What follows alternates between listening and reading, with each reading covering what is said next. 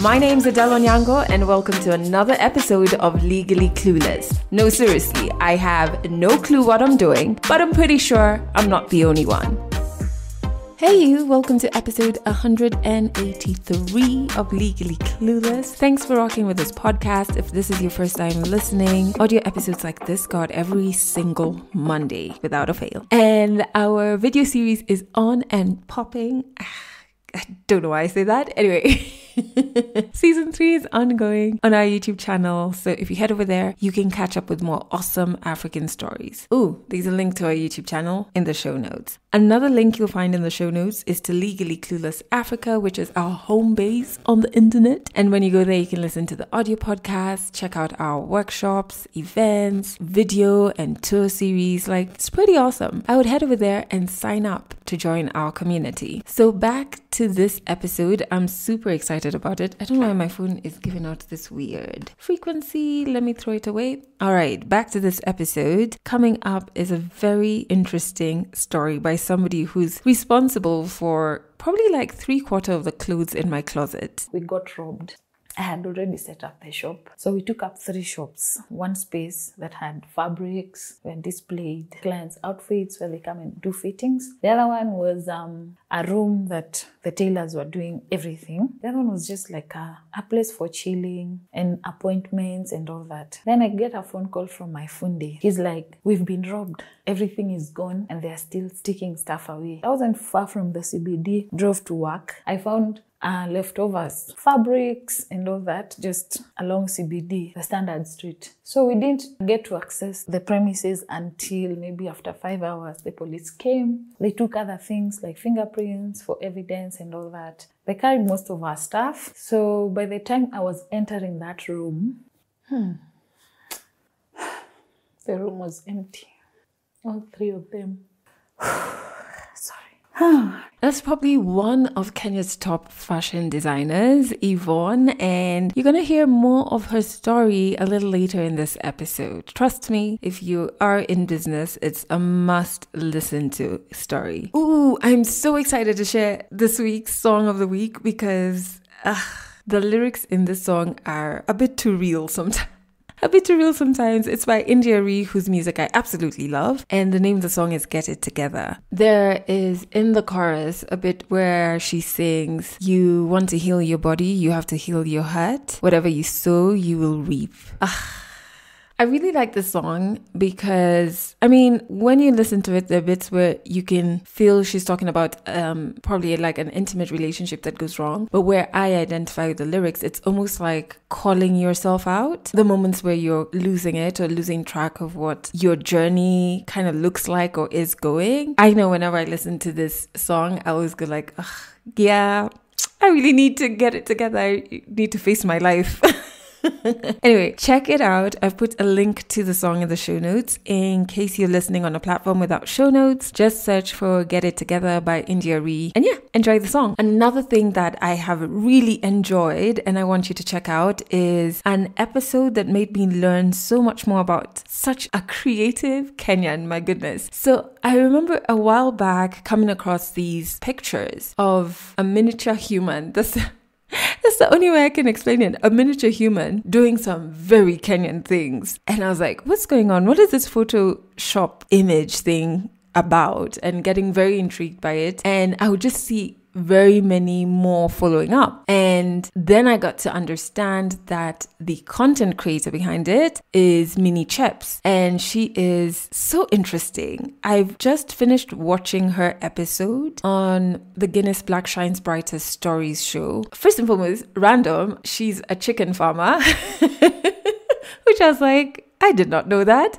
And another interesting fact is that she works with her husband. So he's the one who takes most of the pictures and they work together on it. Another super interesting fact is how she's been able to monetize miniature pictures of herself. Yeah, the pictures are very interesting. Honestly, it's like photoshopping herself smaller and just doing some very interesting things in the pictures. It's creative. It's creativity on a whole new level. I have put a link to her specific episode in the show notes because I really want you to check it out. And I just love how, especially like the chicken farmer bit, how traditional can sit so comfortably with modern. She's doing all of this content creator thing, which is fairly new, and she keeps chickens. And I just think, I don't know, that made me be a bit more connected to her. It was interesting to learn that about her story. So check out her episode. A link to it is in the show notes. But I do hope that you are surrounded by grace and peace. I realize that I have been forgetting to tell you that in the last couple of episodes, but always know that's my wish for you consistently. I do have a bit of a very exciting update. So as you're listening to this, I'm probably in New York, as much as I've pre-recorded it. Well, let me not jinx it. I hope nothing goes on with my flights. And then you hear this and I'm stuck in like Dubai.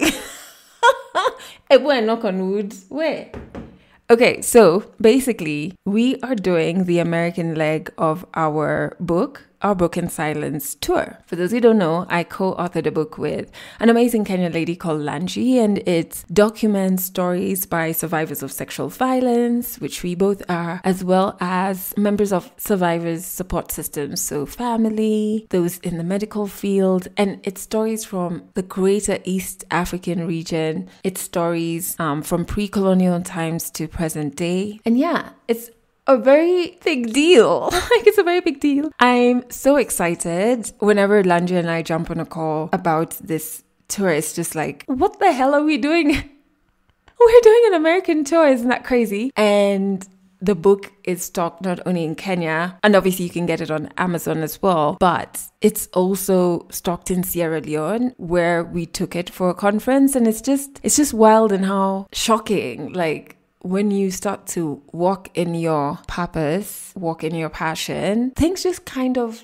open up and work out for the best. Not to say that it's easy, it is far from easy, but like things just fall into place.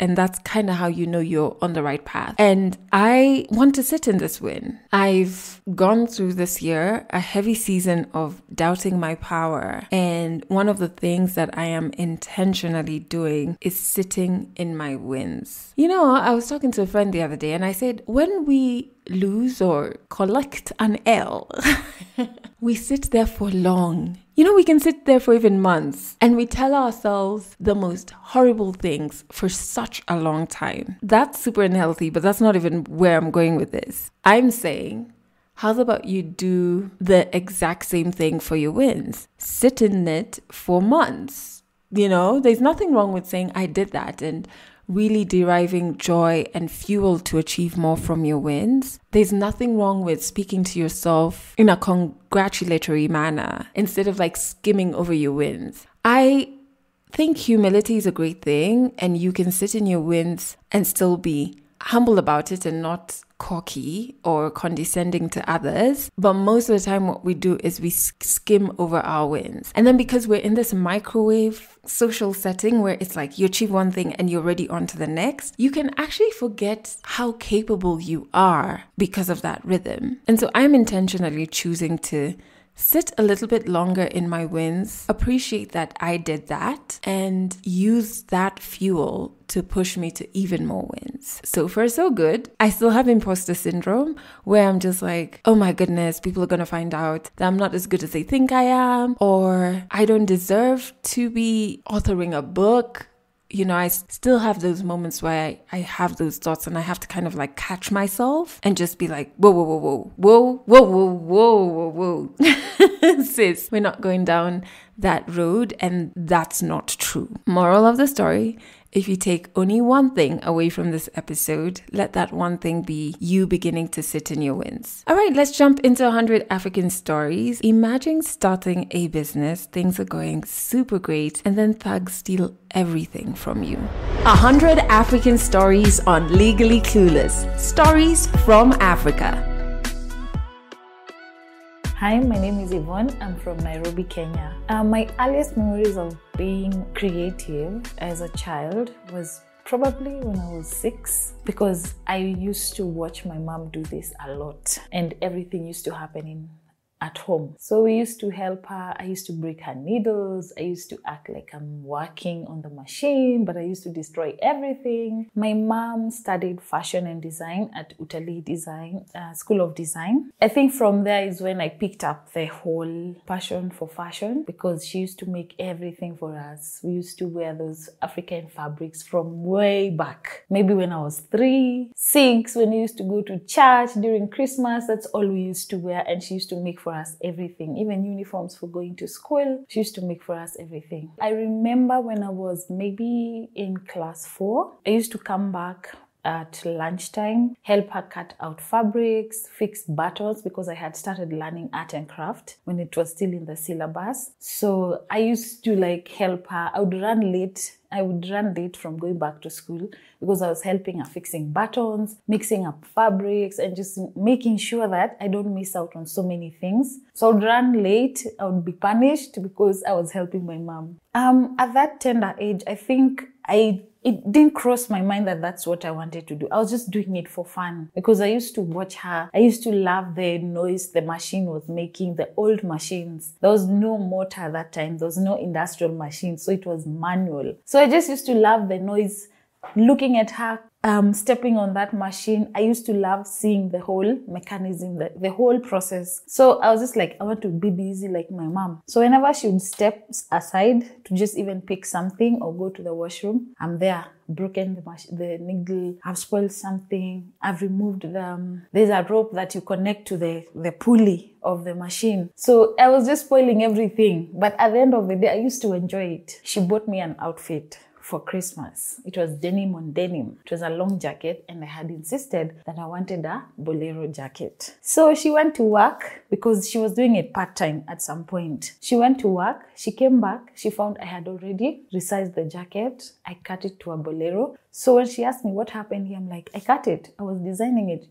You could see from her face she was tired, but she couldn't punish me because it was not the first time. There was a time I resized her jacket when she wasn't around, and I think I wore that jacket for the longest time. I used to go for castings in that same jacket, and people used to love my jacket. The bolero stuff was in primary. When I had finished class 8, I felt like I was a big girl. I no longer want to wear the tutu dresses, the ngazi dresses, you know those dresses? So I asked her to get me a denim on denim outfit. We didn't get a bolero. So I designed my own bolero from what she had bought me, and it was brand new. She charged me for that jacket. Until now, I'm still paying for it every single day. I remember when I was joining Form 1, that time when you're choosing subjects to do, and my mom was like, you need to do French, you need to do German, it will help you, because she was now in the hotel industry. So I told her, no, I want to do home science. And we kept pushing, going back and forth. And she was like, then do one, at least do French and home science. I was like, no, let home science be my first choice. So I ended up doing French and home science. And throughout my high school, I remember I was in the Junior Achievements Club, where I successfully did my school's beauty pageant. The girl I was styling, she won the first runners-up and the second runners-up, plus the miss of that school, or that the winner. I designed her, and she won from my designs. So did the second year. Like, it went on for like 3 years. I think I started designing when I was in primary. During maths lesson, lunchtime, you're bored and the teacher is just there talking. I would just sketch things under my desk, and she would actually pick them from me. I would do cutouts. You see how people do cutouts for music? I would do cutouts for designs and just paste on my books. So all my books were being covered in with pages, newspaper pages for fashion. So teachers would punish me all the time because I'm covering my book with newspapers and magazines instead of the plain brown manila paper. Yeah, I would get into trouble because of doing that, but I just wanted my book to remind me of fashion and all that I had a magazine, but inside it's a maths book. So it wouldn't get boring. Maths lessons wouldn't get boring. I remember in secondary school, I successfully designed an apron for like half an hour, hand-stitched. I remember I used to help my friends with all that. During these lessons, I would go to the lab, but I just have my needle and thread. I'm always teaching something. And I remember even my ND exams, Form 4, I finished my stitch work maybe 30 minutes early, So I finished so early, I thought I had done something wrong. So the teacher was just looking at me, are you done? Yes. I'm like, why is everyone still stitching? I'm done. It was an apron, so I had finished so early. Yeah, because I was so used to making aprons. I would make aprons at home. To date, I still do that for my nannies in the house, but these days I just revamped them a bit with Ankara. I'm in Form 3. I'm in a chemistry class. And all I can think about is fashion. And my mom was in the hotel industry, so she really encouraged me, by the way, because my uncle was also a designer. So she used to bring back these magazines and tell me, this is what is in right now. This is what you should be making in school. What are you guys being taught? So she was so interested in what I'm doing in school, even though I chose home science over French and German. So I think from there, like, you get encouraged by your own mom. So you get that motivation of doing more, exploring more. I leave high school. I first looked for a job because moving from point A to B, I needed something small. I needed maybe just have pocket money and all that, because my mom was a single mom. We are 6 in the house, so she had to take care of all of us. So at some point, you just realize you need to help her somehow. So I got a job. But in between, I used to do modeling. I started modeling at the age of 19. I continued for some time. And then it got to a point where it was no longer paying enough. Your bills are piling and you're just there still doing modeling and all that. So I started selling 1 to 3 things, dressing up my friends for events. I did a fashion show for my aunt, Sylvia Worry, when she was opening a branch here in Kenya. And in between that, I used to be a sales representative at another shop along Mombasa Road at Capital Center. I also did promos, roundabouts, giving flyers at 5:30, supermarkets, giving out sachets of different products for testing. Yeah, so I've done just about everything to hustle. Like, I've hustled a lot here in Nairobi. My first job as a model, I did it at the Sylvia Worry fashion show. So my aunt called me and told me, your aunt is around and she needs models. So you need to come. Maybe you can just do 1 or 2 things for her. Then she can see if maybe you can work for her as a model on that day. So I went. She liked what I did, and that was my first job. Then after that, I joined an agency, Kinky, with Olive Gashara. And from there, it was just one job after the other, because it now became as a passion. I wasn't doing it for money or what, because so many times we did different jobs. There are some you're paid, some you're not paid. The event organizer disappears. But we just continue because it was just the passion of, you're in the industry, you're doing what you love, the experience, you're just seeing different designers doing different things, and you're learning a lot from different designers. Yeah, I was just doing sketches during this whole time because I had not really gotten hold of a good machine, because my mom was still full-time working on her own designs, clients and all that.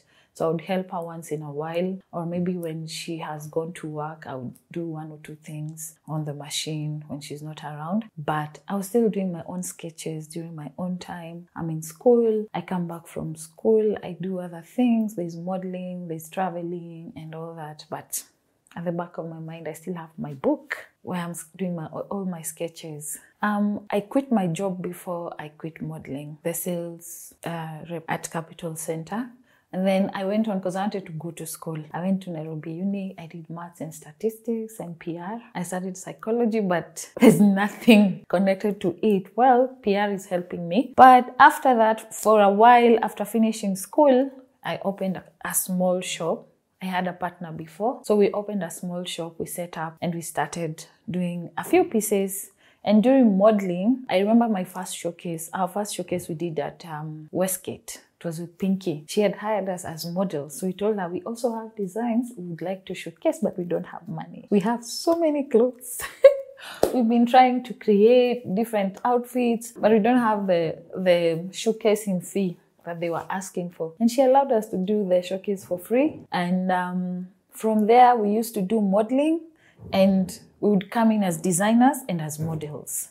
So we would balance somehow we would balance everything. We did Nairobi Fashion Market, we did Swahili Fashion Week in Dar es Salaam. Even, I think my last show as a model, I did it in 2019, Zen Garden Fashion IT. And that's when I said, I got my first child and I stopped doing modeling. I remember it was now getting hard to like balance family time, work, and then you have to go for training for like maybe a week or two before an event. So many things came in together, and so I chose to stop modeling because there's so many other young girls coming up. So you just give them the platform to continue as you do designing, because I'm still there. I'm still on the catwalk somehow because I'm designing the clothes and I have to showcase my products. So I have enough time now for my kids, and I have enough time to design the clothes. Afro Street Collections was born in 2013. We're turning 10 next year. So it's been a roller coaster. Okay, how we started Afro Street. It was just those times when you do castings maybe in the morning and then you wait for the phone call. Sometimes it comes, sometimes it doesn't. So this whole time you can't go home. You're just walking around the CBD, just doing nothing. Because I used to go to school in the evening. So I have like 6 or 5 hours doing nothing after castings. So I spoke to my friend and I told her, like, what do you think if we start something where we used to like all these clothes that designers used to make, but we never used to afford them because you paid 5,000. This dress is 8,500. You'd take like 2 jobs to get to afford one dress. And maybe sometimes it's 12,000. So I knew how much these fabrics cost because I've been doing this. I've been buying fabrics for my mom whenever she would send me, go get me this, go get me cotton and all that. So I just wanted to do it differently than what my mom is doing. We started by just trying with our own outfits, what we were wearing. Maybe you're told we need a black dress, you need black tights, a black top, a black blazer, because the designers would just do jewelry. So they would ask for these outfits. So I told her, what if we start making our own clothes and sell to our friends? We've been selling clothes for 1,500, 425. As long as you just see someone wearing a nice dress, that's all matters. So during all this time, we started making outfits for our friends, for family. So my mom used to teach us 1 or 2 things. She would come to the shop because she used to work at the Intercon, and we got a space at the Caxton House, just on Standard Street. So that's where we started. Like a small room, no window, nothing.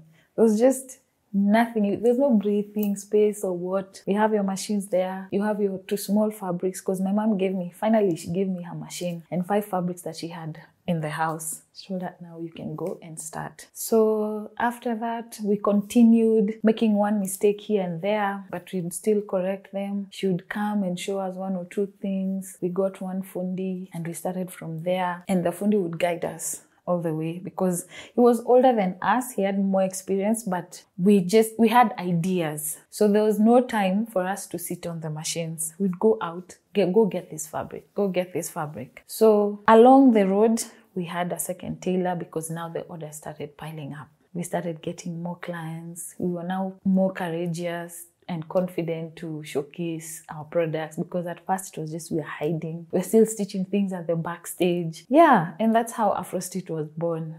I remember it was Coca-Cola World Cup, during World Cup. So we used to do fashion shows. Then there was like a mix of fashion and dance, and we used to do it at Sarakasi. So we showcased our stuff at in Malindi. So when Edu, the coach, he recommended us to make outfits for Coca-Cola when the World Cup tour happened, to do the uniform. So we're like, where? How? Our outfits are not that perfect to be considered by Coca-Cola to do this outfit. We were so young. We were paid like 150K to make these uniforms. First of all, the money shocked us. We stayed like 3 days. We're just looking at the money. So they need these outfits. We looked for people to print, and they told us just be creative.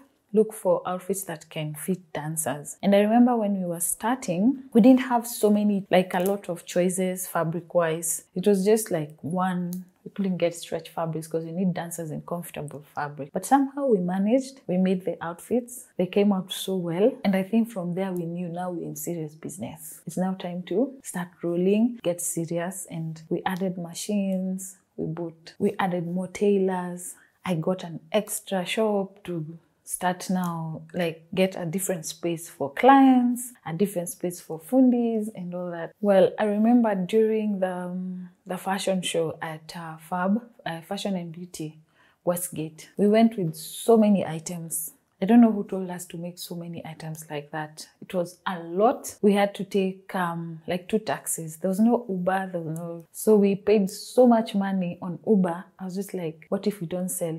True, we didn't sell anything. But my friend who was selling shoes, we were like 3. There's someone making shoes, there's someone making handbags and bangles, and then there's us doing the clothing. So she sold so many things. We were like, now since you've made money, you pay for the stand. Because we didn't have money. So by the time we were coming back on Monday to pick the items, I was like, or we just go home and wear these clothes and just forget about this. But on Monday, we started getting phone calls from the expo. Hi, I took a card from your stand. Where you guys located? Can I get this outfit? I'm like, oh, okay. So these things happen like this. You don't actually sell on that day. You market yourself and the money comes in later. That was the first one. Then the second one, we got robbed.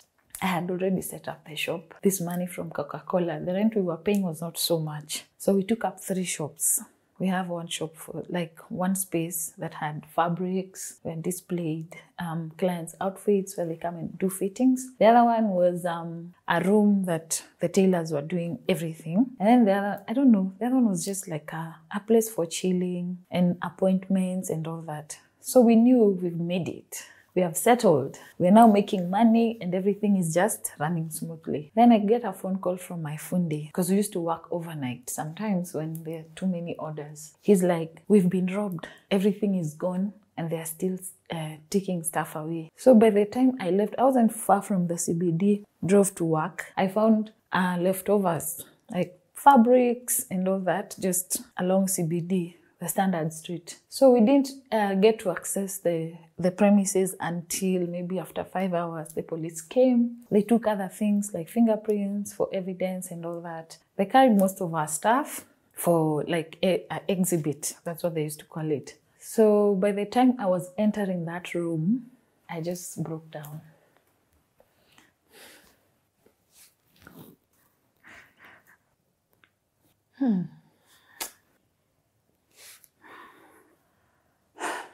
The room was empty. All 3 of them. Sorry.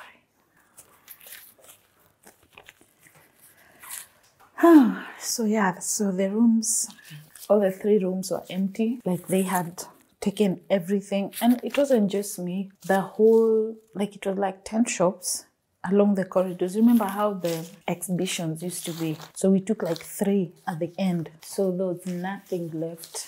They swept everything. I think there was a tussle with the building, the owner of the building and all that. So everything we had saved, everything we had put there. And I remember it was a day before my birthday and we were traveling to Malindi for a showcase. So there was a suitcase they didn't touch. They just opened, but they didn't understand because they were like runway clothes. So I don't think they understood what exactly the pieces were all about. So they just wiped off because they were breaking the glasses. I think they had blood stains and all that. So that's how I got my pieces intact. I just took them to the laundry and cleaned them. The whole time I was showcasing in Malindi, I was just like, now what will happen? What do I go back to? There's nothing left there. So my friends came up together and we got like 2 machines. And I remember one of my friends, he's a designer, Afro model. He told me, I have 2 extra machines at my workshop. You can bring your fundis, they can work from my place as you get yourself together and rebuild yourself. So when I came from Malindi, I started looking for a shop because I was like, I'm still getting orders. That's the thing that helped me. But on this other hand, you'll find a client who had maybe an outfit of 6 months ago. Oh, Yvonne, I'm so sorry about for everything that happened, but how do I get my outfit? I'm like, okay. We started replacing one by one. Then it got to a point where I'm like, I cannot replace clothes like 3 years ago. So we did replace a few, but some of the clients were so understanding. So they were just like, I'll just bring another fabric, you make for me a dress. And from there, we picked up I took a smaller space. Now we were back to, it was a better premises. Maybe I think it happened. It was a blessing in disguise because we got a better place, safer, and the security wise, everything was amazing. So that's how we started. We bought 3 machines.